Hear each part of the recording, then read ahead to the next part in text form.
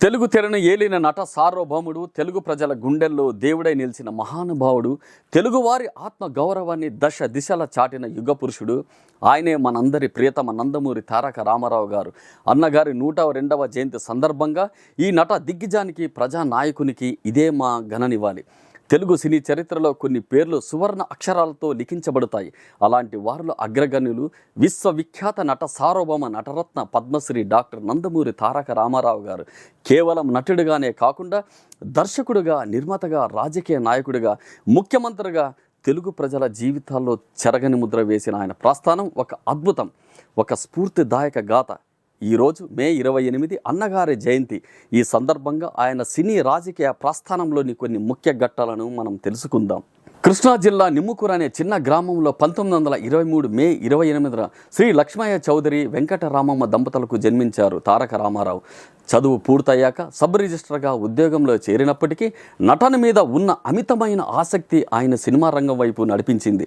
1949లో మన దేశం చిత్రంతో తెలుగు తెరకు పరిచయం అయినా పల్లెటూరి పిల్ల చిత్రంతో ఆయన ప్రస్థానం ఊపందుకుంది. తొలి నాళ్లలోనే తన ప్రతిభతో అందరి దృష్టిని ఆకర్షించారు. ఇక అక్కడి నుంచి ఎన్టీఆర్ గారు వెనుతిరిగి చూసుకోలేదు. పౌరాణిక, జానపద, చారిత్రాత్మక, సాంఘిక పాత్రలలో జీవించి తెలుగు ప్రేక్షకుల హృదయాలలో చిరస్థాయిగా నిలిచిపోయారు.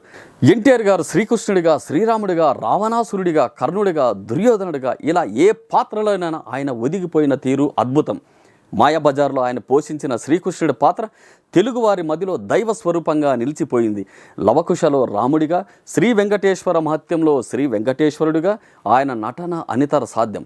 దాదాపు 17 చిత్రాలలో శ్రీకృష్ణుడి పాత్రలో కనిపించి ఆ పాత్రకే వన్నె తెచ్చారు. ఎన్టీఆర్ గారు గుండమ్మ కథ లాంటి కుటుంబ కథా చిత్రాలతో పాటు అడివిరాముడు, వేటగాడు, జస్టిస్ చౌదరి, బొబ్బులిపులి వంటి కమర్షియల్ చిత్రాలతో బాక్సాఫీసును షేక్ చేశారు. సామాజిక స్పృహ ఉన్న అనేక పాత్రలో ప్రజలను చైతన్యపరిచారు. దానవీర శూరకర్ణ ఈ చిత్రం ఒక అపూర్వ ప్రయోగం. శ్రీకృష్ణుడు, కర్ణుడు, దుర్యోధనుడు ఈ 3 కీలక పాత్రలను ఎన్టీఆర్ గారే పోషించి దర్శకత్వం కూడా వహించి చరిత్ర సృష్టించారు. ఆయన సంభాషణలు నేటికి మారు మోగుతూనే ఉన్నాయి.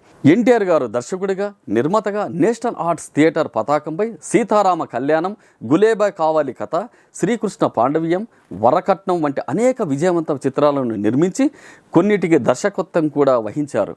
ఆయన ప్రతిభకు నిదర్శనంగా భారత ప్రభుత్వం పద్మశ్రీ పురస్కారంతో సత్కరించింది.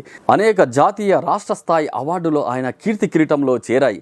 విశ్వవిఖ్యాత నట సార్వభౌమ బిరుదును ఆయన నటనా వైదుష్యానికి తార్కాణమని చెప్పవచ్చు.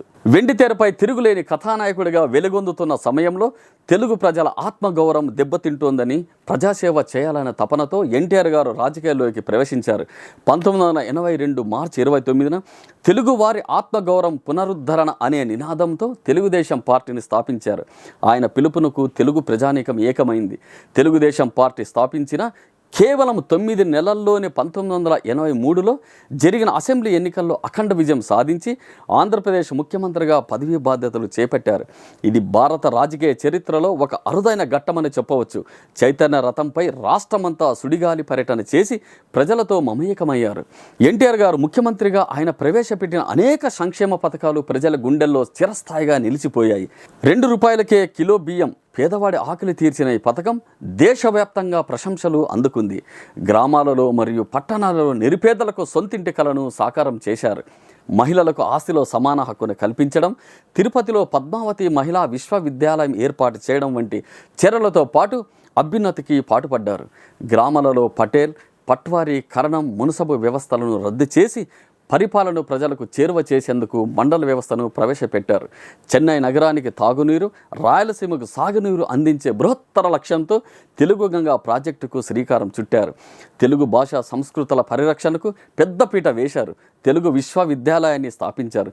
నందమూరి తారక రామారావు గారు కేవలం ఒక వ్యక్తి కాదు, ఒక శక్తి. నటుడిగా కోట్లాది మంది అభిమానాన్ని, నాయకుడిగా ప్రజల గుండెల్లో దైవత్వాన్ని అందుకున్న మహానీయుడు. ఆయన క్రమశిక్షణ, పట్టుదల, ప్రజాసేవ నిరతి నేటి తరానికి, రాబోయే తరాలకు స్ఫూర్తిదాయకం. ఎన్టీఆర్ గారు చెప్పినట్లు దేశం మీదేరా, తేజ మీదేరా, ఎగరైరా మువ్వల జెండా అన్న మాటల్లో స్ఫూర్తి ఏమంటివి అంటూ ఆయన పలికిన పౌరాణిక సంభాషణలోని గాంభీర్యం, సమాజమే దేవాలయం, ప్రజలే దేవుళ్ళు అన్న ఆయన ప్రజాస్వామ్యాన్ని దృక్పథం ఎప్పటికీ నిలిచి ఉంటాయి. తెలుగు జాతి ఉన్నంతకాలం, తెలుగు సినిమా వెలుగుతున్నంత కాలం నందమూరి తారక రామారావు గారి పేరు అజరామంగా నిలిచిపోతుంది. ఈ యుగ పురుషుడి జయంతి సందర్భంగా ఆయన పవిత్ర స్మృతికి ఘనంగా నివాళులు అర్పిద్దాం. జోహార్ ఎన్టీఆర్, జోహార్ అన్నగారు.